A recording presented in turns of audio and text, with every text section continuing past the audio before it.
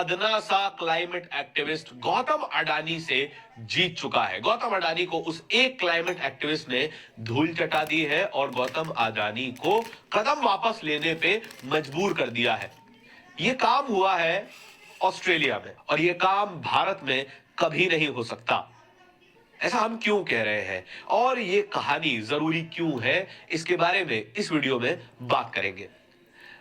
Australia के Queensland अदालत में 5.5 साल से एक केस चल रहा था गौतम अडानी की कंपनी और वहां के एक क्लाइमेट एक्टिविस्ट बेन पेनिंग के साथ। बेन पेनिंग पर अडानी की कंपनी ने एक इल्जाम लगाया। उन्होंने कहा कि बेन पेनिंग ने हमारी कंपनी के खुफिया दस्तावेज गलत तरीके से एक्सेस किए, गलत तरीके से हासिल किए और उसके बाद हमारे खिलाफ एजेंडा चलाया और लोगों से भी कहा कि आप इन दस्तावेजों को पढ़ें और हमारी गलत पब्लिसिटी करने की कोशिश की।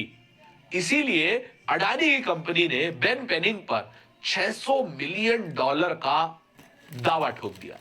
एक सामान्य सा क्लाइमेट एक्टिविस्ट $600 मिलियन कहां से लेकर आता? जाहिर सी बात है, बात कोर्ट में चली गई। 5.5 साल तक यह लड़ाई चली और इस कहानी में जो कुछ हुआ वो हैरान कर देने वाला है। बेन पेनिंग ने दावा किया था कि अडानी का कारोबार जो ऑस्ट्रेलिया में चल रहा है वो पर्यावरण के लिए हानिकारक है और उस पर लगाम कसी जानी चाहिए। और बेन पेनिंग ने लंबा अभियान चलाया, लंबा पब्लिक अवेयरनेस अभियान चलाया जो कि बहुत फेमस हुआ।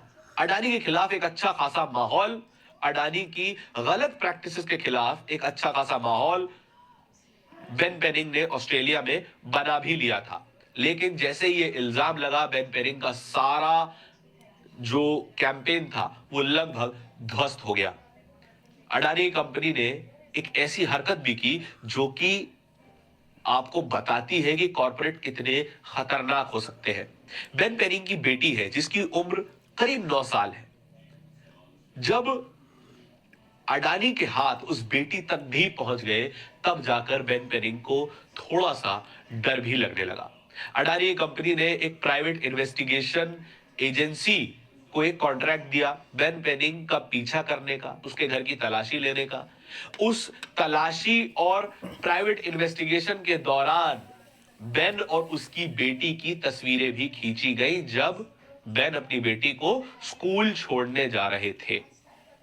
ये कितना खतरनाक हो सकता है, आप केवल इससे समझ सकते हैं कि कोई कॉर्पोरेट एक सामान्य से क्लाइमेट एक्टिविस्ट के पीछे इतना बुरी तरीके से पड़ जाए कि आर्थिक और पारिवारिक दोनों नजरियों से उसको तोड़ने की कोशिश करे।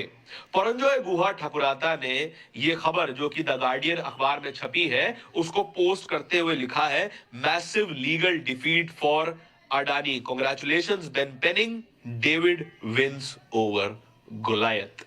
डेविड विंस ओवर गोलायत का ये बड़ा पुराना जुमला है जो कि कहा जाता है कि सबसे बड़े बलवान को भी हराने के लिए एक डेविड जैसा सामान्य व्यक्ति भी काबिल साबित हो सकता है। Goliath Gautam Adani, David Ben Penning. और इस खबर के कुछ जरूरी अंश हैं वो मैं आपको थोड़ा समझाने की कोशिश करता हूं। Indian mining company Adani has agreed to end its marathon legal pursuit of the environmental activist Ben Penning. Penning declared victory on Thursday after Queensland court signs an order on Wednesday ending 5.5-year court battle. The order requires Penning not to seek to acquire Adani's confidential information or to ask other to do so. ये पाया गया कि Penning ने ना तो confidential documents, confidential information access करने की कोशिश की और ना ही किसी और से यह काम करवाने की कोशिश की गई। और इस खबर के अंत में, इस आर्टिकल के अंत में एक जरूरी बात, एक डरा देने वाली बात भी लिखी हुई है। Adani hires a private investigator to surveil the activist and his family members, including taking photo of him walking his then 9-year-old daughter to school. कितनी खतरनाक है और गुलायत कितना डरावना हो सकता है, गुलायत कितना मजबूत हो सकता है, इस बात को भी साफ तौर पे इस खबर में दिखाया गया है कि वो चाहे जो करेगा आपको दबाने के लिए, डराने के लिए, लेकिन भारत जैसे देश में ऐसी खबरें निकलकर नहीं आती।